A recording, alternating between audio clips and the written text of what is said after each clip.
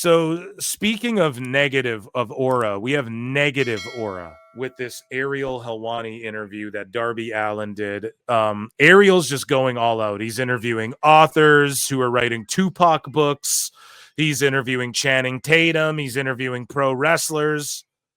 He's just like completely the MMA thing did not work out and it blew up in his face. And people who said it was a failure were right because he's just fully transitioning into all this other and MMA media is like in this, man. It's people like myself in MMA as well who are like getting the views and blowing up, and because people want content, man. It's a circus. Grab some popcorn, buds. But Darby Allin says Jon Moxley is the locker room leader for AEW. So let's take a listen here. Leader of the locker room. Is there one? I don't know. I think it's just anybody that pretty much like leads by example. And it sounds kind of strange, but I think Moxley is that Okay. guy. I believe that. I think Moxley's that guy. You know, he's a dude, you know, when everybody was like, can someone else become world champion? This guy is at every show. He's there when it starts. He's there when it closes. He's got no ego. That's why I see myself in him a lot still. And it just, you got to lead by example. And he literally will do anything. He's there all the time. So it's great.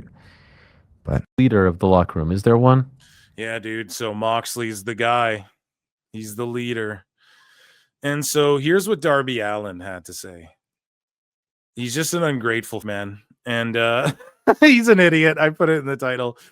And he says, I wasn't getting anything out of being champion in wrestling. Performing in front of 81,000 people at Wembley the next day, I didn't feel a single thing. Well, it wasn't 81,000. But not that that matters, but we're playing that game this week. We're back to playing, though. Well, the attendance was fake because they're getting caught faking it, so it is what it is. But you should be so grateful, bro. You should be so grateful. Owen Hart would stretch you for saying something. Maybe he wouldn't. Owen Hart was kind of a laid-back, chill guy by all accounts. More of just a funny prankster type dude. But it's just like, come on, man. 81,000 at Wembley. The people who've like given their bodies and lives so you even had a chance to do this, to play jackass in pro wrestling. And I agree with Mark Henry and some of these guys who've been saying, like Mark Henry and who else said it? I forget, but Mark Henry, I tweeted it out. Mark Henry and some of these guys are like, we need to gatekeep wrestling a little bit more from like, we got to stop letting everyone in. I get it with the NIL. Like, I get it, you're a soccer player, but like you and your boyfriend just take the piss. You don't take it seriously. We need to gatekeep it from people like you, like Roger Jackson. Why the f is Roger Jackson back there? Who cares if the boys are drinking beers right now? Why is he there not understanding what's going on? Almost killing a guy because no one's smartening him up. And I'm not saying the boys should be back there drinking beers and being marks for themselves. But it's like, dude, that happened because you guys are just letting Jelly Rolls wrestle matches, and Jelly Roll takes it seriously, okay? But even Travis Scott showed up, did his thing, took off around. Something happened where they're like, dude, we can't even be associated with this guy anymore. And so Darby Allin's, in my opinion, the business should be gatekept from like him. I think the only good thing he's done was his thing he did with Punk. And otherwise, his run with Sting, everyone was like, it was one of the best retirement runs ever. It wasn't. He went undefeated and didn't put one guy over. He didn't put one guy over in his last match. He didn't put Darby over. You let Sting retire a tag champ with Darby instead of having the ultimate fucking ending being Darby ending Sting's career. Like, it was, the ending was botched. You know, we just saw Sting do a bunch of crazy hardcore shit that nobody wanted to see him do. Other than fucking Tony Khan. And Tony papered the shit. And I'm not trying to shit on Sting, but his retirement, they're like, 15,000 people were there. Dude, the rumors are they sold tickets for $1. I think Tony Khan, I think that's admitted as much. I think that's documented. If I'm not mistaken, from Thurston or one of these guys. I think they were selling tickets for $1 at the last minute, trying to get people in there. So this is what Darby had to say. I don't get anything from any of this, man. Then why the fuck are you on my show? Why the fuck are you back there? Because I wasn't getting anything out of being a champion in wrestling. If I won a championship, I didn't feel a single thing from it. Performing in front of 81,000 people at Wembley, The next day, I didn't feel a single thing. Wow. And then I was just like, no, I need to do something about this, so I don't just be like, oh yeah, I'm so happy, everybody. Like because everyone's like, you should be stoked. I'm like, I'm grateful for it, but it wasn't making me happy. So that's the thing. I was like, man, I just need to focus on my own life, and because that's why I think if you live your life for somebody else, this whole journey, and then when the wrestling world spits you out, and you're like, fuck, the last 20 years, whatever years, like was all meant trying to make someone else happy. Bro, do you hear this shit? Like he doesn't even want to be Oh man, you gave your whole life to this thing. Yeah, man. Everyone around you, for the most part, it's like their life. It's like, dude, I need this. I need this pro wrestling. Like it's what I do. It's all I know. It's my vocation. Fucking Beast Mortis is the handsomest motherfucker without his mask on you've ever seen. And he is like, dude, I'm going to wear this mask and pretend to be an ugly bull demon to fucking, to do this thing that I love. Darby Allin's like, oh man, imagine like you give your life to something you live your life for me. Yes, for a bunch of these wrestlers, living their life for them meant them sacrificing to fucking pro wrestle until they get these good contracts. Your dumbass just got this good fucking contract super quickly because you're a pro fucking skateboarder and you were handed a bunch of shit and you're friends with Tony Hawk and all these Bam Margera and all these motherfuckers. And so you got fucking ushered into wrestling. Now, provided Darby's not the worst wrestler in the world, right? He's kind of dangerous, but he's not like the worst wrestler there is. But you're doing jackass stunts and shit and skateboard stunts. So you get shoehorned into pro wrestling quickly. And then you are like not passionate about it. And you're like, fuck, man, if I don't live this life for me now, like, my whole life, it's going to be like, fuck, man, I was just like doing this pro wrestling thing. Meanwhile, you have Joe on TV who like found this fucking, he's a performer. He like gives his life. He talks about it on CVV. He's like, dude, I was a dancer. Like we're performers and shit. I wasn't even a big wrestling fan. I just figured this shit out. And this motherfucker gave his knees. Look at Joe right now. Gave his knees, his fucking elbows all padded up. You know what I mean? This man fucking gave his body for this shit, grinded, and is like luckily in a fucking, because of his skills and his hard work, he's in fucking movies or shows with Anthony Mackie and shit. You have Danielson sitting over there, gave his head and his neck for this shit. I don't know, man. And you're just like, dude, imagine like I did this fucking thing that like all these people around me are sacrificing their fucking bodies for. And because I weigh 17 pounds with 12 rocks in my fucking pockets, I can land on my neck on the apron and it doesn't really hurt because I weigh 14 fucking pounds if you remove those aforementioned rocks from my pockets. God damn it, I'm mad. God damn it. Some of these motherfuckers, this is all they got. Most of the ones around you, this is like what they need to do with their lives. And you're like, fuck, man, if I just spent it like just in wrestling, like it's for someone else. Holy shit, bro. What a selfish asshole. Like I wasn't even doing anything for myself. So like that's like that. I'm so grateful that I'm at the mental spot I'm in right now. Let's get some fucking likes. Let's get some subs. Let's get some fucking memberships here. I'm going off. That's this early in my career. Yeah. So I'm not like, yeah. Yeah, and maybe that's how he used to feel. You're cool, bro, if you don't feel that way anymore. So Darby Allin says he doesn't like the culture surrounding pro wrestling. To me, it's like a 15-minute ride. That's all it is. A lot of people believe their own hype, but at the end of the day, someone else is in control of your destiny. Bro, you painted your fucking face like that and went on TV and said, at the end of the day, man, someone else is in control of your destiny. I'm in control of my own destiny. You're only able to do all this stuff because somebody signed you to be a pro skateboarder, and then Tony Khan signed you and gave you a bunch of money that you didn't deserve in the pro wrestling world. It's like overprivileged bullshit, bro. Shibata's in this ring. He gave his brain. His brain was removed, Brian. And you're like, oh, dude, I just choose to flip through glass and ruin this fucking wrestling company for all the other people who actually take it seriously and like doing this, and for all the people who want there to be an AEW in the future. I'll just come and fucking light myself on fire in a body bag. You're a fucking clown, dude. I'm tired of beating around the bush with some of these fucking AEW guys, man. Someone else is in control of your destiny, man. So that's the big reason I wanted to climb Everest, was to prove that I'm capable of anything. I don't like ego. That's what it is. Painting your face like that and going out in public and climbing Mount Everest, there's no ego involved in any of that. Holy fuck. This isn't incredibly egotistical to sit here and go, yeah, man, just giving your life to someone else like a slave. I'm above all that, bro. I do me. That's not egotistical, you little prick. Ooh, I'm capable of anything. The wrestling world is going to chew you up, spit you out. So if you believe you're hype and it spits you out, you're literally living your life for somebody else. What?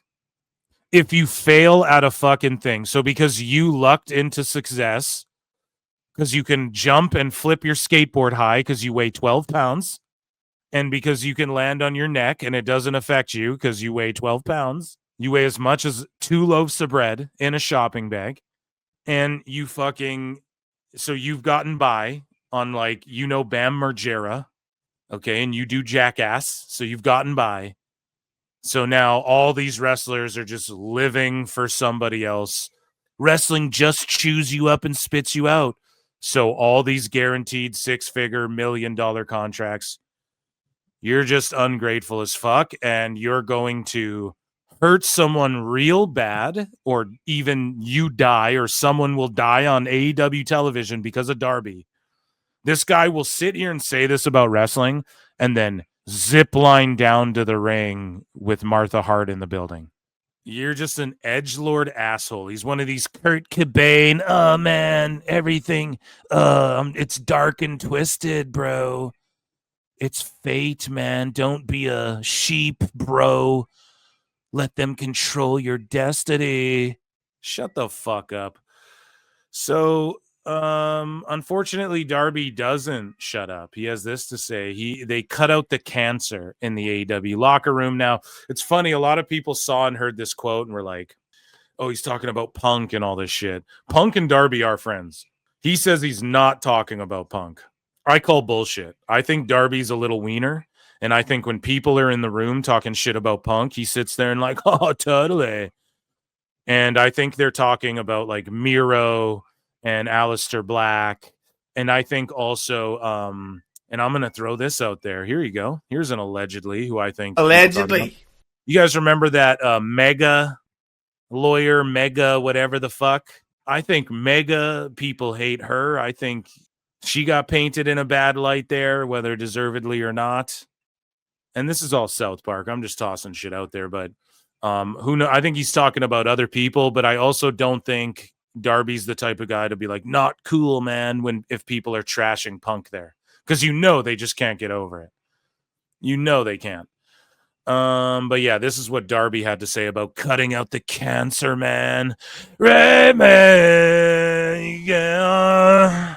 How would you describe the vibe around the company right now? Because it feels to me like there's a lot of positivity. It's amazing. Okay. I'm not just saying that. Yeah. But like you say, like a few years ago, it was like you definitely felt like just this tension. But now it's and it smelled like Teen Spirit. It's like everybody's on the same page. Let's make this place as good as possible. And I feel like a lot of people truly have to understand how good they have it. Because Tony he wants everybody in the ring and in their personal life to be happy. And that's a really good energy where it's like, hey, just everybody be the best versions of yourself. And I feel like it's like right now more than ever, everybody's on the same wavelength. Is that why Sloppy Dumpy Moxley's fucking on the outside? Fucking, oh my God, barely selling for guys and shit. Fuck. Everybody has the same. I hate to just bury it all, but like, Jesus Christ. Goals. See, this What do you is think exactly it. This is exactly it, man. The reason too we see all like the skinny, small, like Garcias and Yutas and these Allens and shit fit right in with Tony Khan is because that's what he is. He's like this skinny, small guy. He can't wrestle. That's why he doesn't push big guys and shit. And they align with that, like, well, and it's what Tony, we covered it in that interview earlier. Tony's like, we won't focus on negatives because negatives are bad. And it's like, that's cool. But if that means like you think you're going to push Garcia as like a serious guy, dude, that's not going to happen just because like, well, it doesn't matter how small he is. Like, no, the fans will tell you it's supply and demand. The fans are not watching. They're saying boo. Difference was like, what changed? The cancer got cut out. Which is what? Just egotistical wrestlers that don't want to lose. Are you like who doesn't want to lose? According to y'all, Bobby Lashley and them don't want to lose, and they're still there. So it's better that Rusev doesn't want to lose to you. See, this is why Darby's saying this, because I'm going to tell you why right now. I'm going to expose, this is the truth. This is the fucking matter of fact right here. Rusev and some of these guys said, I'm not losing to Darby. Oh, you want me to just lose to Darby on Dynamite? Nope. Oh, is there a story? Okay. Aleister Black's like, yeah, I'm not losing to fucking Orange Cassidy. We'll rule you. Is there a story to it? I'll lose to him, but like, I'm not losing to, you know, like, oh, so they're just protecting their business and the business in turn. So Darby's one of these guys who gets rejected because people don't want to do his stupid shit. And he's butthurt by that. Guys, over 330 watching the live. Let's hit like, let's hit subscribe, super chat in, become a member, gift a membership, check out Patreon. Specifically talking about one person or multiple No, just the groups of people. Okay. Like there's a lot of people. And that's the people thing. Came in. Well, that's the thing is like, that's what I was saying earlier with wrestling. People came in. Who, buddy? Fucking Hulk Hogan and Eric Bischoff and these guys? Who are you talking about? With climbing Mount Everest, it's like it kept me so grounded and level-headed. And at the end of the day, this is all staged. It's the greatest thing in the world, but it's staged. So if you're going to have an ego about that, get out of the fucking sport. Go be in the UFC. Go try, you know what I mean? Like, don't be. That is true. That is true, but it's true to an extent. So here's the thing, right? If like I go see a horror movie and they don't at least attempt, like I'm suspending my disbelief. Okay, Jenna Ortega's getting chased by fucking Ghostface, and I got to pretend that the shit that's happening in this movie could actually happen or would actually happen or whatever. It's the same with wrestling. And part of that is it's tough guy shit. And part of that is being physical with each other. And part of that is Darby. There's guys who fucking had to stretch people who got stretched, who would stretch you back in the day, who fucking can't walk. They're in wheelchairs. They're missing legs. They're fucking dead in a grave, buddy. And so you can jump through glass with Jack Perry and get paid $1 million to make a fucking mockery of the shit that they put their life on the fucking line to do. Like really put their life on the line, not artificially like you. I'm going to create some fucking stupid situation. Well, that's what it all is, but not really. If there's psychology in the storytelling. Oh, this is all fake. Yeah, but guess what isn't fake? The money and the miles. So no, I don't want to. I weigh 300 pounds. I'm not letting this dumb fuck drop me through 2 tables and then pinning me and then having 9 guys come out and put me in a body bag. I'm not fucking doing that on this stupid show when we're not selling tickets. When something smarter than that would sell tickets. Well, who cares about selling tickets? Yeah, you don't care, Darby, because you're making $1 million fucking dollars to do dumb shit, to go climb Mount Everest and be the best you and go to therapy or whatever the fuck you're talking about. You're taking this money marks money. You got a bunch of free money to be lazy and shit. And just show up whenever you want because you don't got to work out and you don't get injured and you don't get mileage because you weigh 12 pounds. And you go, yeah, it's fucking, man, the ego of some of these guys. Oh, you mean like Bam fucking Margera, your friends? You guys wear fucking the ego of fucking, what are you talking about? You're a face painted guy with a big scorpion tattoo on your head that wears fucking chopped up shirts. Like you aren't trying to have people go look at me. The ego of people like your friend Steve-O and some of these fucking guys. Like, what are you talking about, man? You're in entertainment. That's not just wrestling. Oh, this is all fake. Okay, so Tom Cruise should let the fucking villain take a shit in his mouth in the next Mission Impossible movie. Just cuz. It's all fake, right? Like, yeah, it's called entertainment, bro. Like, Jesus Christ, I'm real. I'm really a skeleton face paint skeleton guy. I'm really real. These other guys, it's all fake. Man. Bringing that shit here. This is about having fun. This is about having fun. Tell that to the fucking Walmart worker who goes to work every day and buys your goddamn t-shirt. It's supposed to be good entertainment for him, man. It's supposed to be fun. Holy fuck, man. If you could be so lucky that your job is supposed to be fun, and you're so lucky that your job is a fun one. God damn it, man. This is one of these like rich, spoiled, asshole fucking dickhead kids who never gets in trouble. He breaks windows. The cops are like, oh, we don't touch this guy. His fucking dad's the sheriff or whatever. He's been in no trouble, zero discipline for any of the dumb shit he's done in his life. Oh, man, get that serious shit about running a business out of here. This is about having fun. Okay, you shouldn't be in the fucking business. This is about like just putting on a good energy and like, it's like, come on, man, just stop. It's about putting on a good energy. Then how about you leave and go to the beach and sell seashells or whatever, bro? It's about good energy, man. It's about having fun. We are, and in life's hard. It's about fun, man. And that's like the biggest thing with me is like, once all that got cleared up, I really felt, okay, cool. Once the guys who didn't want to put my skinny ass over left the company, I was like, oh yeah, things are better now. Let's rock. But I just don't like about fun. Jesus fucking Christ, man. You know when everybody has the most fun? When they're making a lot of goddamn money. Okay? You know, poor people don't like AEW. I don't like egos. I can't stand them. Meanwhile, I don't like egos, man. I can't stand them. Meanwhile, this asshole probably smells like fucking patchouli and wears skeleton face paint out in public and bleaches his hair blonde. Man! And I ride a skateboard, dude.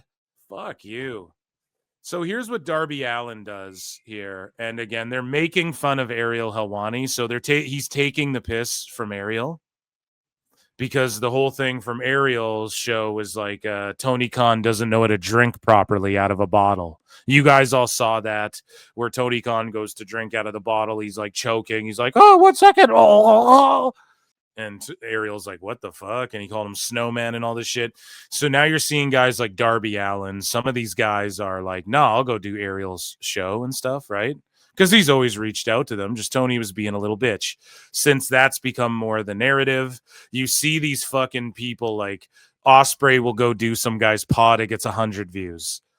You see that fucking Tuke Timbo guy has a live show. Dude, no one watches the stream live, and then 24 hours after, it's still at literally no views. And you got Prince Nana trying to sell coffee on that shit. Like, whoa. You guys need to embrace people who are critical of you. It's not always bad. And so this whole, like, wrestlers are allowed on Ariel thing, yeah, it's, you know, and Ariel's spreading his wings more, and certain guys, if you're friends with Tony Khan, Darby, I do what I want, man. MJF, I do what I want. You guys can do Ariel. We'll see more people do Ariel. Tony Storm was on there, and you know, Tony Khan's just got to loosen up a bit because Ariel does have a platform now for this type of content, right? And so Darby Allin, though, he's doing the can't drink. He's taking the piss, I feel, from Ariel and his audience a little bit. But let's take a look. He just dumps water on his face. I'm literally breaking down mental barriers in my mind. Every time I do something crazy, I'm always breaking down. Thank you, sir. Yes. Thank you, Rick. Appreciate that. Oh, yeah. Okay. Wow. Okay.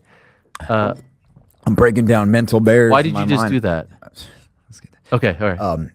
Breaking down mental barriers in my mind every time I go out there and do something crazier because it's coming from a life of just being told you're not going to amount to shit. And you because that is crazy and that'll go viral and shit. And he dumped the water on himself. But I swear they're making fun of like, oh, he can't drink properly. And again, just what bad promotion. Like, you go on Ariel, you're either taking the piss out of them or you're doing some dumb shit. Like, someone's got to sit there after Darby. Someone else is on the show. It's not just Darby. So someone's got to clean that up. That's just an asshole thing to do. And then on top of that, it's like, what does this tell people about AEW? Like, look at this skinny asshole with face paint who just sounds redacted when he's like, oh, the ego man. And he just sounds egotistical the whole time. And then he just dumps water on his head and face. Can't drink properly. Can't wipe his ass properly. Yeah, come watch this wrestling show where Moxley is going to get pizza cuttered and impaled with a fucking ogre mace. It's just ridiculous. So we can watch that one more time. Something crazy. It's just he's taking the piss, man. These are the guys that you need to protect the business from, I'm telling you. Because what happens when Darby does one of these stunts and really fucking dies or hurts himself? He shouldn't be in the position to do that. I'm always breaking down. Thank you, sir. Yes, thank you, Rick. Appreciate that. Oh, yeah. Okay. Wow. Okay. I'm breaking down mental barriers. Why did you just do that? Okay. All right. Breaking down mental barriers in my mind every time I go out there and do something crazier, because it's coming from a life of just being told you're not going to amount to shit, and you spend your whole life believing what those people are saying. So you're like, oh, I guess I'm just going to work at a fast food job the rest of my life.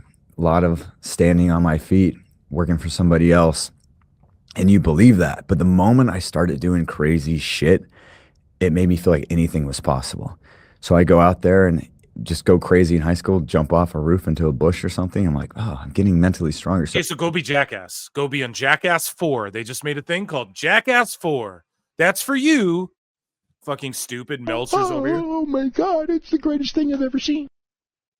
The crazier I get, the more confident Jackass 5. 5 stars. I get. I'm literally breaking down mental barriers in my mind every time. This guy's just a dumbass. And meanwhile, while he's breaking down mental barriers, man, smells like Teen Spirit. Fucking edgelord, cringe lords. So there's people like Kota Ibushi who broke barriers of their fucking body and bones, and they fucking can't wrestle really, and their legs fall apart. And so what had happened was, at the taping for Collision, Kota Ibushi and Josh Alexander, they botch. Ibushi's jumping off top ropes and shit still. A guy who did an interview and literally said, my body just falls apart. He's like going off the top ropes, and they taped this and they fucking aired it. They aired the Ibushi injury. I'm not saying you can't do that. Like ECW would do shit like that. But AEW just can't afford to have situations like this happen. Not right now, man. Not right now. And just airing this seems sort of like, I don't know, in poor taste, I guess. On his back. So. My God. And he just falls backwards. Whoa. Look at how he's falling. And I'm free. Free fall. Hits the barricade. Oh my God. Oh my God. Now. On his back. And then his leg's injured, and then it's just an injury. Whoa. Right? So they air this on the fucking taped show. And then there was a video after, like he got carted off. Apparently it was really bad. So people are saying the word making the rounds backstage at AEW is that Kota Ibushi suffered a broken femur. There's been no official announcement yet. Kota Ibushi suffered an apparent injury at AEW Collision tapings on October 8th. During this match with Josh Alexander, Ibushi fell out of the ring off the buckle and was checked on by medical officials. After some time had passed, Ibushi was stretched away from the ringside area. It's so crazy because I literally said, Ibushi's back. That's great. I just hope he doesn't fucking get really hurt again or whatever. Like, just don't get hurt, dude. Like, he did an interview. He's like, my legs don't work or whatever the quote was. What does that mean? What do you mean they don't work? What does that mean? Or my legs are hurt or whatever the fuck he said. Dude, he gets hurt. The fuck, man? Just pay him and induct him in your Hall of Fame and have him coach people. So you're not allowed to wrestle anymore as long as I give you money. I'll give you all the money in the world. You're already giving him all the money, Tony. Just give him all the money to not hurt himself anymore. Jesus Christ. Oh, man, Tony Khan just wants what's best for everybody, bro. You know what, man? Tony Khan just wants the best for everyone, man. Does he? Does he, though? So let's take a look. Here's Ibushi being carted off. And prayers up for him, man. Thank you. He'll be good. It's like a leg injury or some shit. He needs surgery again, I think. But Thank you,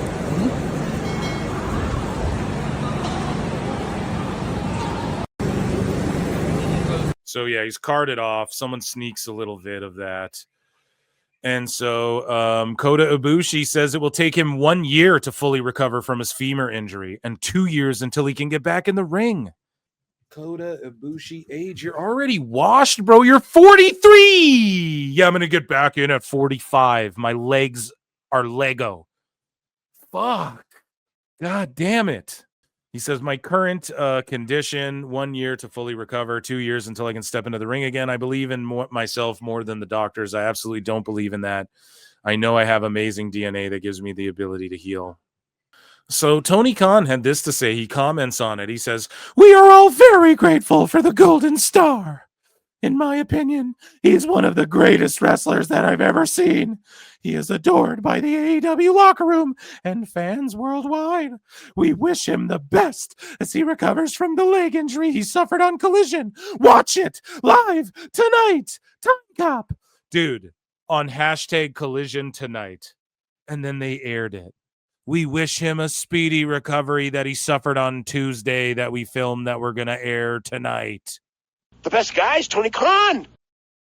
Tune in tonight to see his fucking leg injury. Dude, Tony, man. And so Kota Ibushi shares that it'll take him 2 years, but Tony Khan also personally went to visit Kota Ibushi tonight after the Jaguars game. The Jaguars! And so he brought him these plants that I'm sure were very expensive. Some of them look edible.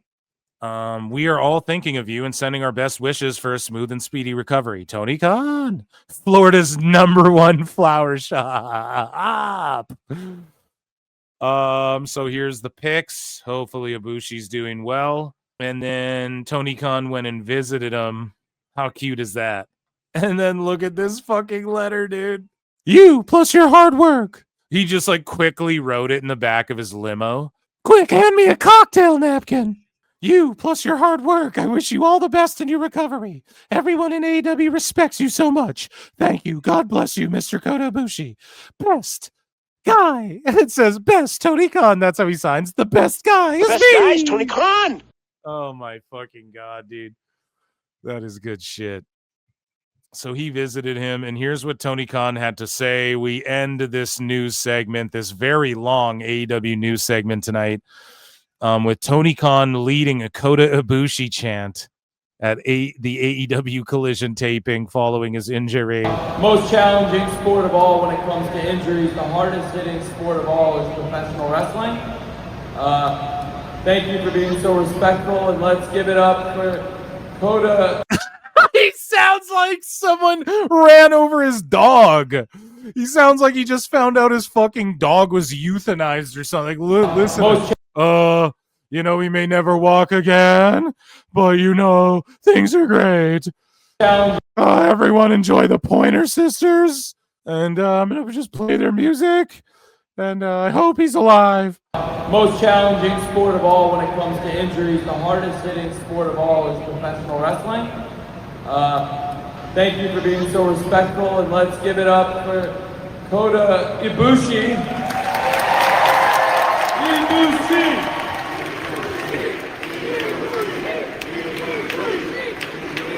And then he throws the Too Sweet up.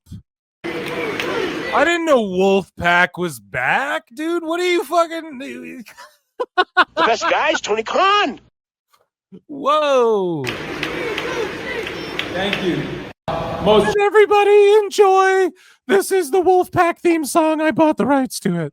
Down, down, down, down, down, down. Oh my God. Head down, and he throws up the fucking Too Sweet me. Now everyone give me a Too Sweet for his recovery. Oh man.